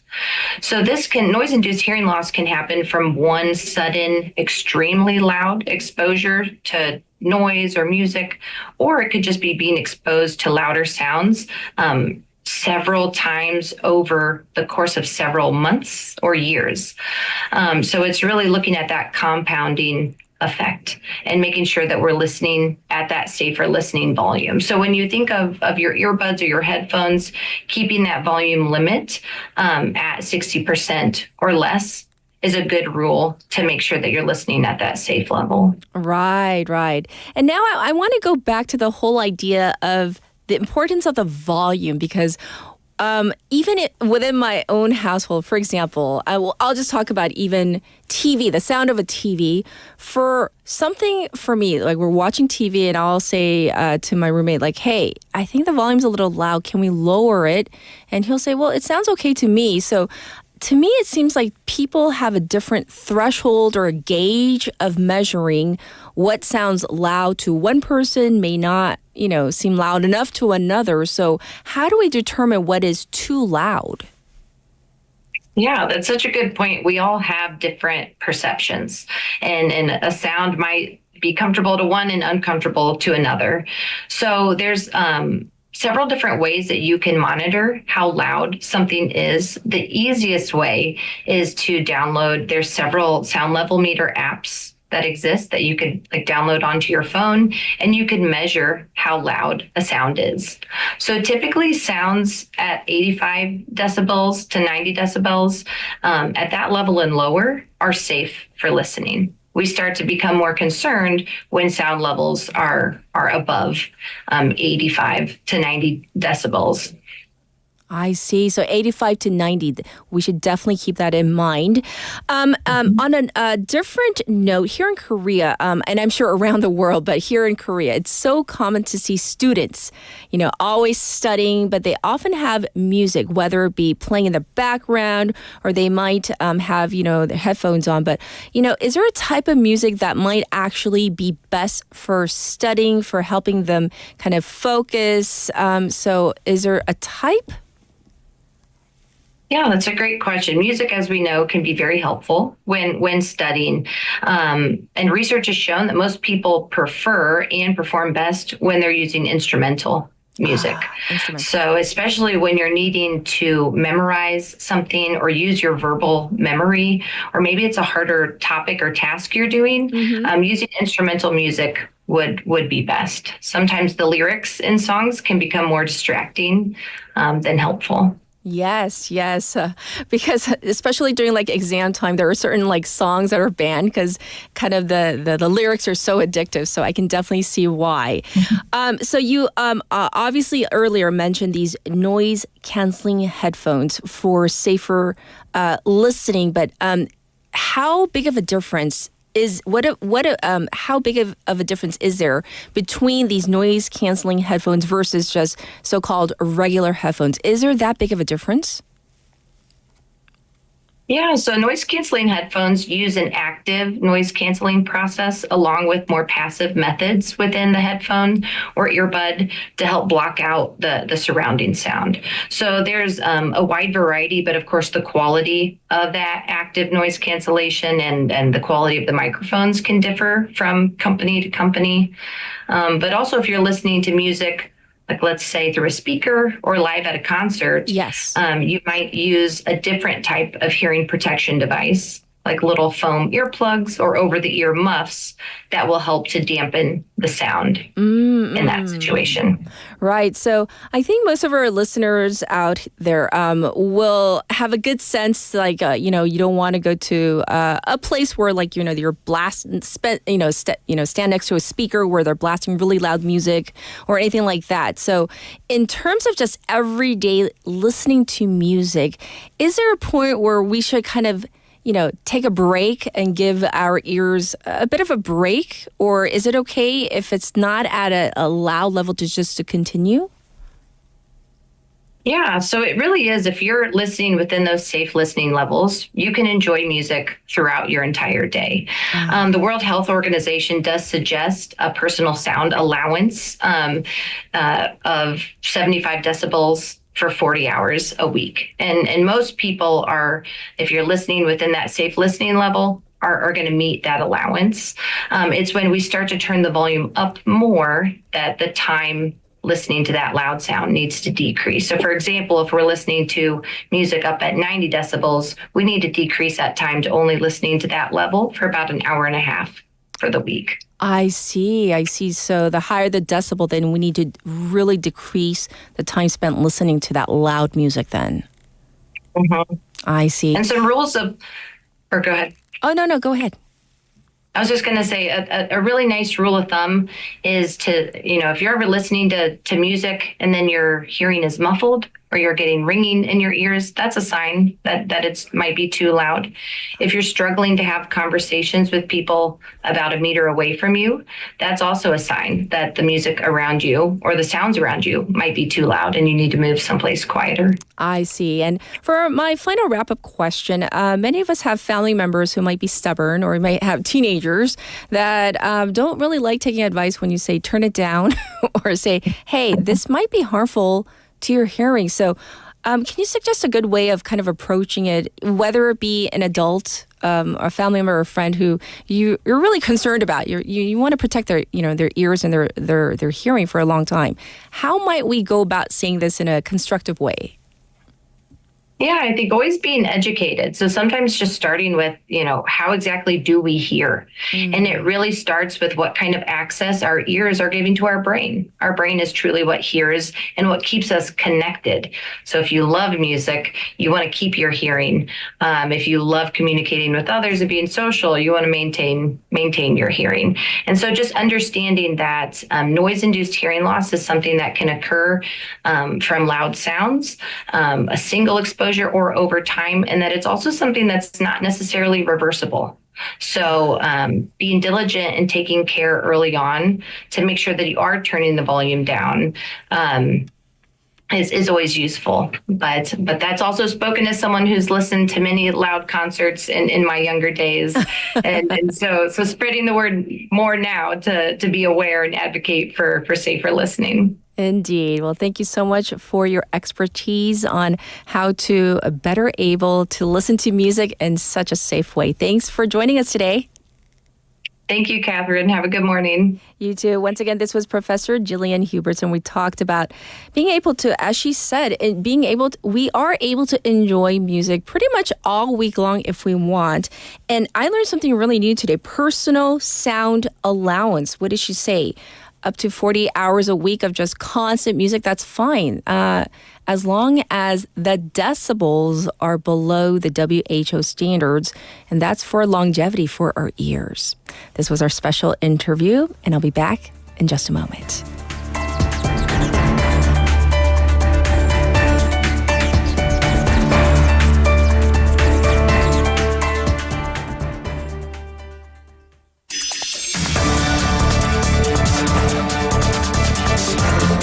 Get your local up-to-date news from Korea and abroad right here on Morning Wave in Busan with Catherine. Stay tuned.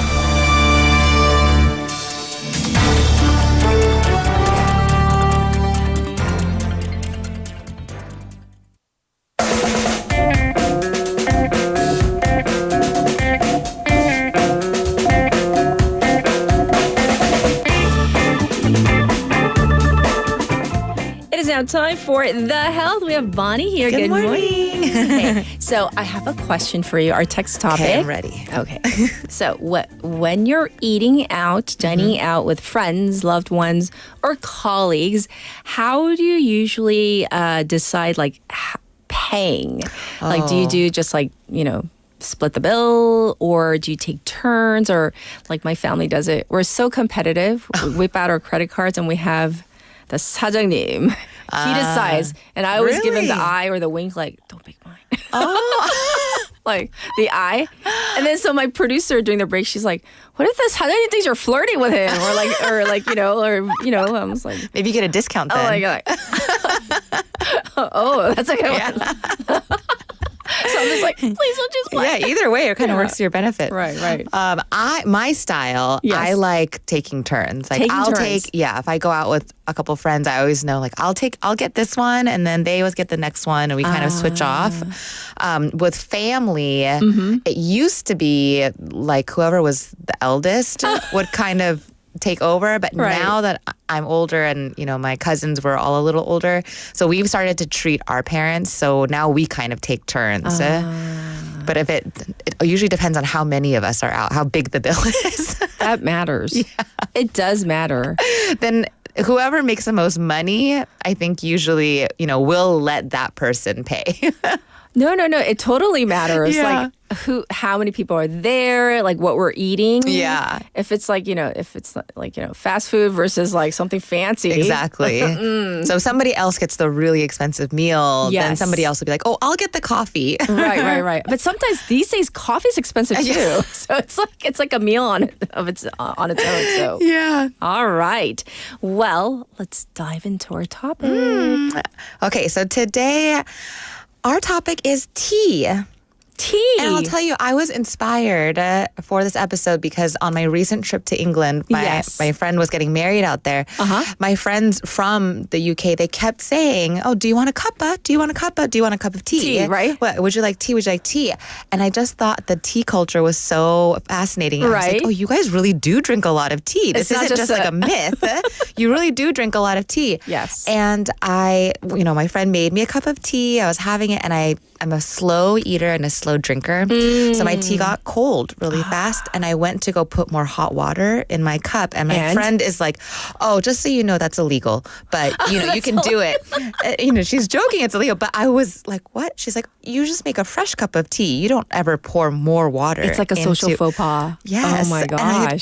I didn't know this at all because at home I always add more hot water. I like my tea hot.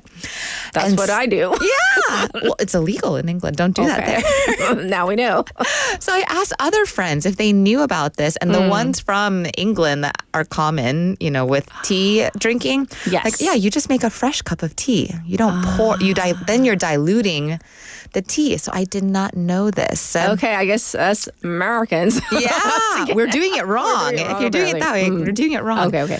But also then I saw this article by Healthline that said consuming 3 to 4 cups of tea a day lowered your overall risk of stroke by 27 to 29%. So quite a significant amount. Ooh, but what kind of tea are we talking about? So this is only black teas were actually linked to the biggest increase, 29%, and then Okay. green teas were linked 27%. Oh, okay.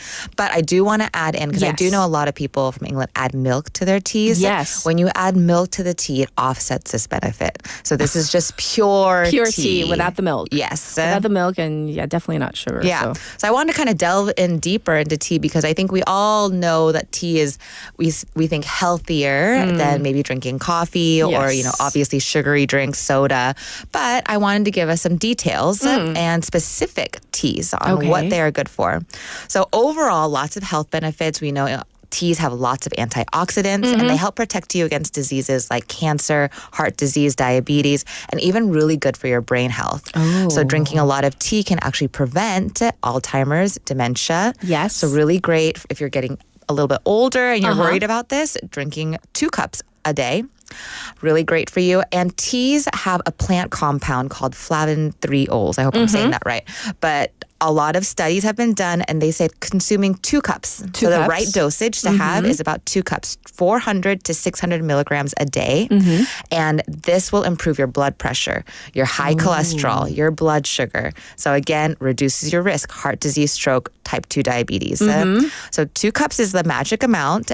And like we were talking before, the kinds of teas we're talking about are the true teas. And true teas are black, green, white, and oolong tea. Okay. So I'll go into a little bit of detail for each of these. So black tea is the most common. And this is what we usually hear people having in the morning. English breakfast tea, Yes. Earl Grey My tea, favorite. chai teas. And black teas are made from fermented leaves and they have the most caffeine out of all of these teas. So you want to drink these in the morning, daytime, especially if you're caffeine sensitive. Right. Then have these in the daytime. And I always thought that green tea had the most caffeine because we always think of green tea being energizing. Yes. But actually, the same amount, 8 ounces of tea, green tea has 28 milligrams of caffeine, black tea has 47. Really? So quite a lot more. Ooh. Yes. So if you are drinking tea to maybe substitute for coffee, pick a black tea Go if with you want black a little tea. bit more energy. Got it. Okay. Yeah, to increase your alertness, improves cognitive function, and also black tea, like we said, really good for lowering the risk of dementia, but especially in elderly women. Yes, so if you're an elderly or age mature woman out there, maybe black tea is the drink for you. Got it. Yes. So green tea is made from unfermented leaves, also high in antioxidants, and has a little bit less caffeine, like we just talked about, anti-inflammatory properties, and also can aid in weight loss and can be good for your skin. So it's different for different things. Yeah, so good from the inside out. Sure. White tea is the least processed of all of these teas and has just a little bit of caffeine. So if you want something for the evening time, this is a good choice. Really good for your heart health. Also great for your skin. Good for your teeth and helps prevent osteoporosis. So really good for that. And can actually protect against Parkinson's disease. So if this is something that you are worried about, or it's in your family, white tea. Next is oolong tea, which is really popular in Asia. It's a traditional Chinese tea, and it's partially fermented leaves, but also really great for your metabolism. And again, great for your brain function, inflammatory skin conditions like eczema. Even eczema. So if you suffer from an inflammatory skin condition, maybe add in oolong tea into your diet, and it has a little bit of caffeine as well. So also you can have this in the evening and you'll be fine. Very popular in Korea though. Yes. Oolong tea, yes. And the next is kind of my favorite. I used to not like these kind of teas, but now they're my new fave. Herbal teas. So herbal teas are naturally caffeine free because they are made from a variety of different plants, fruits, herbs, and spices. I know in Korea they call it like 허브 차, like Yes. 허브 tea, right? Yes, and I really do love these now, but different kinds of these herbal teas are really great for different things. So some of the most popular, I'll say my personal favorite, hibiscus tea. Hibiscus tea has a lot of vitamin C, beta-carotene, and significantly reduces LDL or your bad cholesterol. So really good for your liver. So if you're someone that likes to drink a lot of alcohol, to maybe offset the negative effects of alcohol, drink a lot of hibiscus tea. Okay. Also good for your blood sugar. So somebody who likes to drink or eat a lot of sweets, if you like to have your desserts a lot, right? Again, hibiscus tea. Hibiscus, Yes, pair it okay. with hibiscus tea. Also reduces body fat. So an interesting study by Healthline found that participants who took hibiscus extract saw a reduction in body weight and central fat mass no matter how much physical activity they did. Really? So Yes. I'm trying to find out what hibiscus in Korean is. Oh. I looked it up. How come it says hibiscus 똑같네요.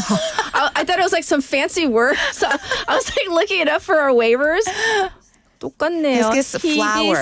hibiscus 똑같네요. Yeah, and anytime you have it, it makes your tea this rich red color. So it's really beautiful. So if you've seen that color in your tea, it probably has a little bit of hibiscus in it. And this is pretty common, rooibos tea. A lot of people, it's a South African. 너무 So very popular. yummy. It is. Has a little hint of like vanilla, nuttiness. I but love this this also one. has calming properties and reduces stress. So this is a really good one to have before bed in the evening.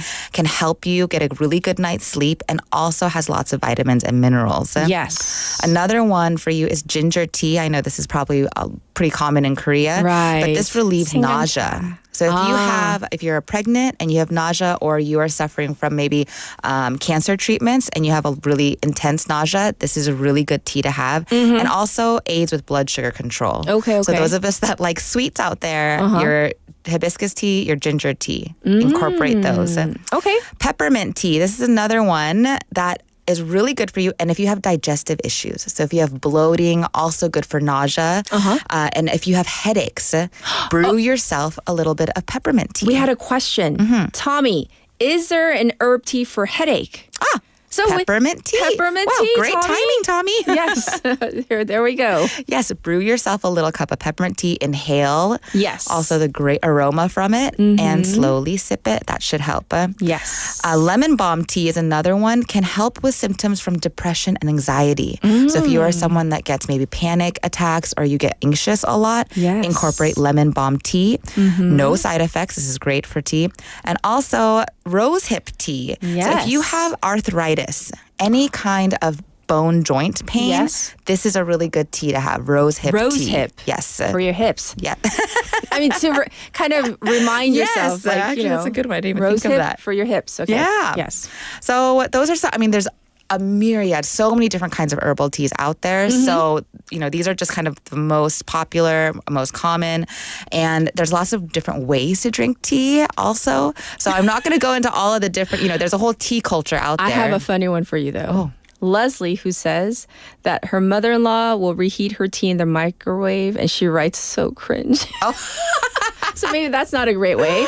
But let's, can you give us some tips? Like, sometimes, like, I forget, like, I'll go to Starting and I'll get, you know, a tea, and then I forget to take out, like, I've steeped it for too long, and then it turns bitter. Yes. And I like kick myself, and then I have to go home, and then like what I usually do, I get another cup and I pour more water because it's like so bitter. Yeah. But I feel like I paid, you know, this much. So I researched a lot into this because I also do the same. I oversteep my tea. Right. And I usually add more water, like I said, always. But really, I mean, health benefit wise, it's not really going to do anything bad for it. Okay. Taste wise, they say it makes the bitter, it makes it really, you know, something that's not pleasant to drink anymore. The aroma kind of goes away. So they said, you know, oversteeping or actually overheating with too hot of water for the delicate tea. So like your white leaves or the green tea leaves. Yes. Those ones, if you're doing it too high of a temperature, is actually not great for the leaves. It can damage and bruise the leaves. But black tea is really resilient. So that one was okay. And a suggestion for everybody out there, because I know we all like to use tea bags. Right. They're convenient and they're fast. But actually the best way to have your tea is loose leaf tea. Loose leaf. Because it allows the tea leaves to kind of expand and it really fully releases their flavor and aroma where the tea bag kind of constricts that. Sure. And also nowadays, you know, there are different materials that tea bags are made out of. But and you showed us. very, very much. Please avoid the silky, like plastic. I know they look really cute, but they're not. releasing so many different chemicals into your tea, so avoid those. But nowadays they do have like paper, you know, kind of tea bags. Yes. So those are okay, but the best, loose leaf tea. Okay. Absolutely. Yeah, so don't worry. If you're oversteeping, it's not going to be bad for your health. Just you the just, taste. might not enjoy it as much. All right. This was such a fascinating talk. Tea time. I liked it. Yes. Well, thank you so much for bringing this to our waivers. And Yeah. I'll check in with you next week. Thanks. Go have a cuppa. Cuppa. Well, that was Bonnie, everybody, with The Health. It's time to wrap up. Guess what? Tomorrow, once again, and I'm going to say in Korean because it's Hangul Day tomorrow. 라디오 켜요 내일 봐요 because we're celebrating 한글날. Final song, 커피 한 잔 할래요 by Paul Kim. That was so bad Korean. See you guys tomorrow. Bye. My everyday.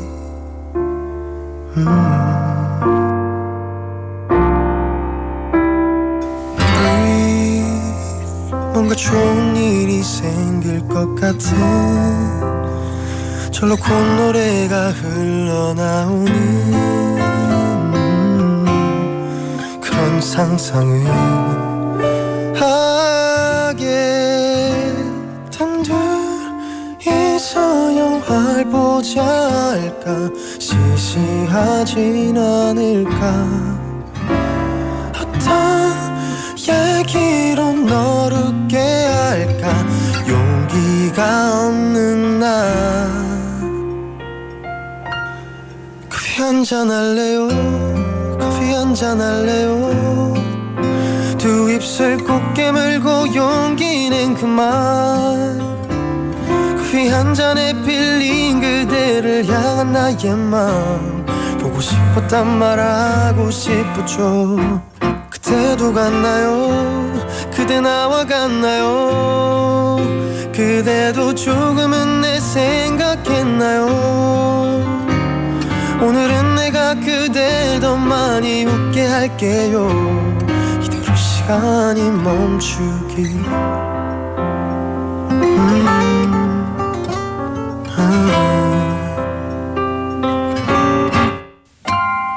Freeze. 그저 흘러가는 시간들 Oh freeze. 처음과는 많이 다른 요즘 너와 나